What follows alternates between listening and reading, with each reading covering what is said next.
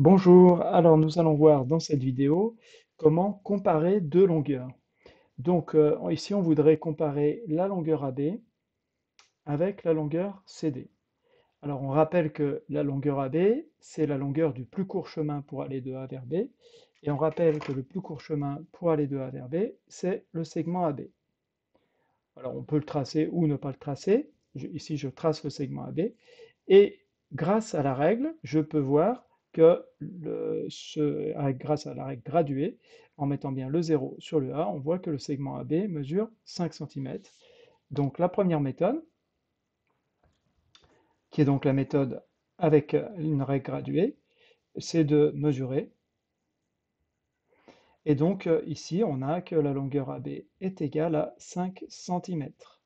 On va faire de même pour la longueur CD, en mettant donc bien le 0 sur C et en regardant où va la graduation quand on arrive au point D. Ici, je peux, là encore, tracer le segment CD, et je vois que ça fait environ 5,7 cm. On peut donc noter que la longueur CD est égale à 5,7 cm. Et donc, pour comparer les longueurs, on voit ici que la longueur AB est inférieure à la longueur CD. Voilà. La deuxième méthode,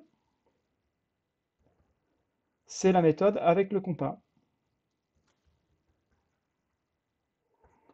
Donc avec le compas, on prend notre compas. Alors ce que l'on va faire avec le compas, on va tracer une demi-droite d'origine O par exemple, et on va reporter les longueurs AB et CD sur la même demi-droite à partir de la même origine.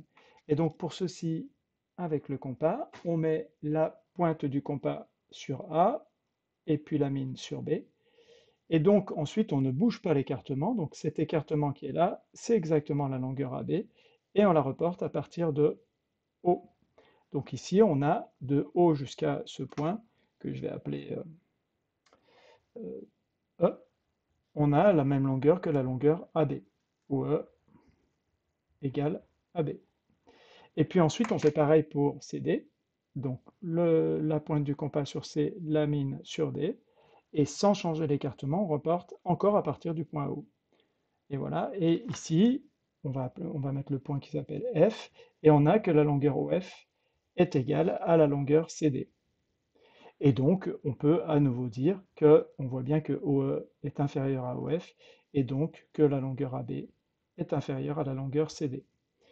Alors l'avantage de la deuxième méthode, c'est qu'on n'a pas besoin de mesurer, on n'a pas besoin d'utiliser une règle graduée, parce qu'on voit bien que quand on mesure deux segments, quand on mesure un segment, c'est difficile d'être forcément très précis au millimètre près. Donc là, il n'y avait pas de doute, hein, 5 cm, 5,7, c'est bien CD qui est le plus grand.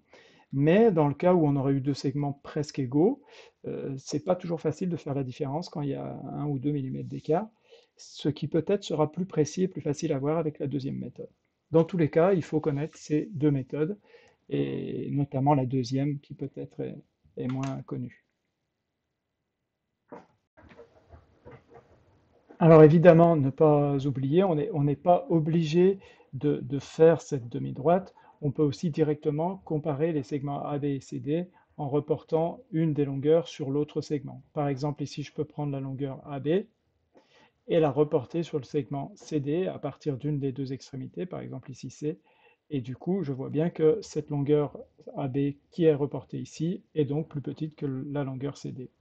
Ou inversement, on peut prendre la longueur CD et la reporter sur AB pour voir que ça va dépasser le point, si on prolonge le segment après le point B, ça va dépasser le point B, donc la longueur CD est plus grande.